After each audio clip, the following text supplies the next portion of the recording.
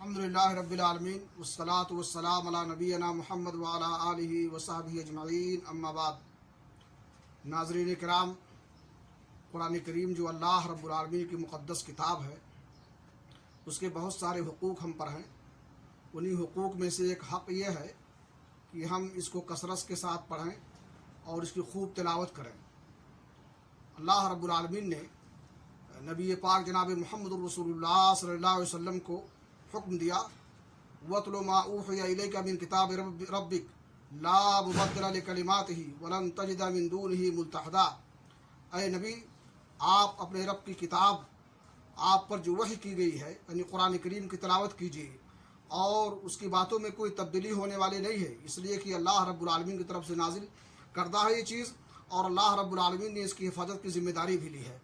اور اللہ رب العالمین کے علاوہ کوئی جائے پناہ ہرگز ملنے والی نہیں ہے۔ تو ہمیں قرآن کریم کی خوب تلاوت کرنی چاہیے اور اس کے ذریعے سے اللہ رب العالمین کی عبادت اور بندگی کرنی چاہیے۔ قرآن کریم کی تلاوت کے ذریعے سے اللہ رب العالمین کی ہم عبادت کریں گے تو اس پر بے شمار نیکیاں ہمیں ملیں گی اور ڈھیر ساری نیکیاں ملیں گی۔ اللہ کے نبی جناب محمد رسول اللہ صلی اللہ علیہ وسلم نے فرمایا، من قرأ حرفا من کتاب اللہ فلہ بہا حسنہ والحسنۃ بعشر امثالها لا اقول الف لام میم حرف بل الف حرف ولام حرف ومیم حرف، کہ جو شخص قرآن کریم کی تلاوت کرتے ہوئے ایک حرف پڑھے گا تو اللہ رب العالمین اس کو اس کے عوض میں نیکی دے گا، اور ہر نیکی کا صلہ اس کا اجر و ثواب اللہ رب العالمین بڑھا چڑھا کر کے 10 گنا کر دے گا۔ اور اللہ کے نبی نے فرمایا کہ میں یہ نہیں کہتا ہوں کہ الف لام میم ایک حرف ہے، بلکہ الف ایک حرف ہے، لام دوسرا حرف ہے اور میم یہ تیسرا حرف ہے۔ اس طرح سے قرآن کریم کی تلاوت کرتے ہوئے اگر کوئی شخص الف لام میم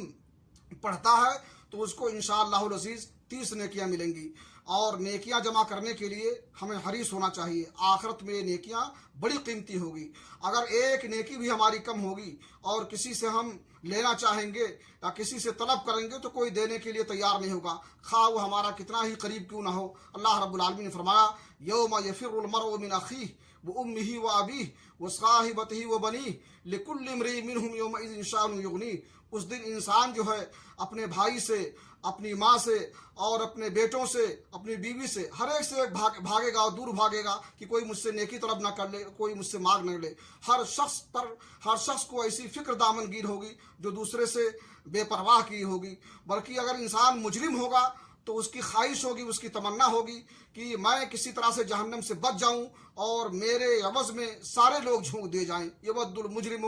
لو یفتدی من عذاب یومئذ ببنیہ وصاحبتہ واخیہ وفصیلتہ التی تؤویہ ومن فی الارض جمیعا ثم ینجیہ۔ مجرم کی یہ خواہش ہوگی، اس کی آرزو ہوگی، اس کی یہ تمنا ہوگی کہ کسی طرح سے میں جہنم سے بچ جاؤں اور میرے بدلے میرے بیٹے، میری بیوی،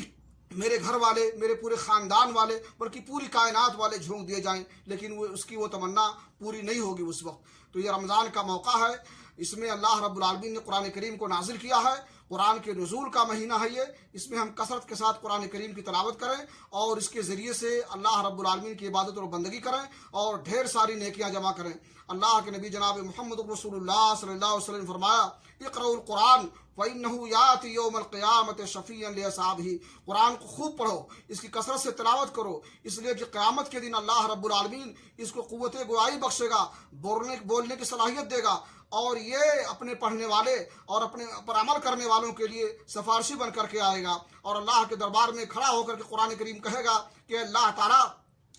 فلاں بندے نے میری تلاوت کی تھی اور مجھ پر عمل کیا تھا، اس کے گناہوں کو تو بخش دے۔ اس لیے اگر ہم چاہتے ہیں کہ قرآن ہمارے لیے سفارشی ہو، ہمارے لیے شفاعت کرے اللہ رب العالمین کے ہاں، تو ہم کثرت کے ساتھ قرآن کریم کی تلاوت کریں۔ اللہ کے رسول جناب محمد رسول اللہ صلی اللہ علیہ وسلم فرمایا، الذی یقرأ القرآن ہوا ماہر بہ مع السفرۃ الکرام البررہ۔ وہ شخص جو قرآن کریم کی تلاوت کرتا ہے اور وہ قرآن کریم کو پڑھتا ہے حروف کے مخارج کا لحاظ رکھتے ہوئے، تجوید کے اصول و ضابطے کا لحاظ رکھتے ہوئے، فراٹے کے ساتھ، روانی کے ساتھ، اللہ رب العالمین اس کو جو ہے ان فرشتوں کے ساتھ کرے گا جو نیک ہیں، صالح ہیں، بزرگ ہیں۔ امام بخاری رحمہ اللہ نے کہا وہ فرشتے جو صلح کرنے والے ہیں۔ والذی یقرأ القرآن ویتأتأ فیہ وهو شاق علیہ لہ اجران۔ اور وہ شخص جو قرآن کریم کو پڑھتا ہے لیکن وہ پڑھنے میں اٹکتا ہے، روانی کے ساتھ قرآن کریم نہیں پڑھتا ہے، اس پر پڑھنا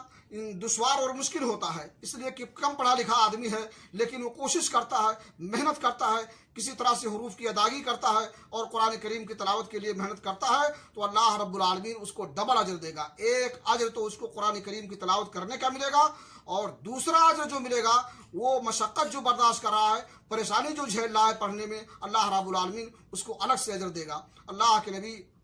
جناب محمد رسول اللہ صلی اللہ علیہ وسلم نے فرمایا، مثل المؤمن الذي يقرأ القرآن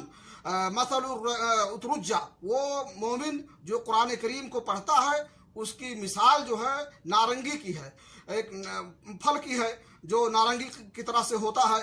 ریحها طیب وطعمها طیب، اس کی خوشبو بھی اچھی ہوتی ہے اور اس کا ذائقہ بھی اچھا ہوتا ہے۔ ومثل المؤمن الذي لا يقرأ القرآن مثل التمرة لا ريح لها وطعمها حلو، اس مومن کی مثال جو قرآن کریم کو نہیں پڑھتا ہے لیکن اسلام اور ایمان اس کے اندر ہے، وہ مومن ہے، تو اس کی مثال کھجور سی ہے، کھجور جیسی ہے، جس میں کوئی خوشبو تو نہیں ہوتی ہے لیکن اس کا ذائقہ اور اس کا مزہ جو ہے یہ میٹھا ہوتا ہے اور بہتر ہوتا ہے۔ ومثل المنافق الذي يقرأ القرآن مثل الريحانة، اس منافق کی مثال جو قرآن کریم کو پڑھتا ہے، اس کی تلاوت کرتا ہے، اس کی مثال جو ہے ریحانہ کی ہے، خوشبودار پودے کی ہے، جیسے گلاب ہے، یاسمین ہے، ریحها طیب وطعمها مر، جس میں خوشبو تو ہے لیکن اس کا ذائقہ اور اس کا مزہ جو ہے کڑوا ہے۔ وہ مثل المنافق الذي لا يقرأ القرآن مثل الحنظلہ، اور اس منافق کی مثال جو قرآن کریم کی تلاوت نہ کرتا ہو، قرآن نہ پڑھتا ہو، اس کے اندر نفاق ہو، اس کی مثال جو ہے حنظل یعنی اندرائن کے پھل کی ہے یا ماہر کے پھل کی ہے جو انتہائی کڑوا ہوتا ہے۔ ریحها لیس لها ریح، اس میں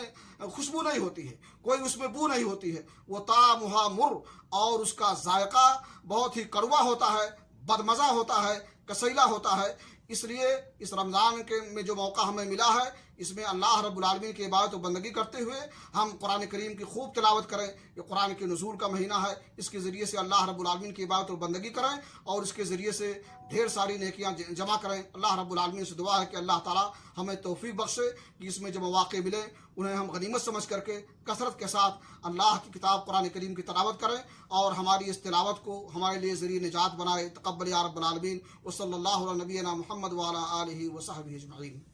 السلام علیکم ورحمۃ اللہ۔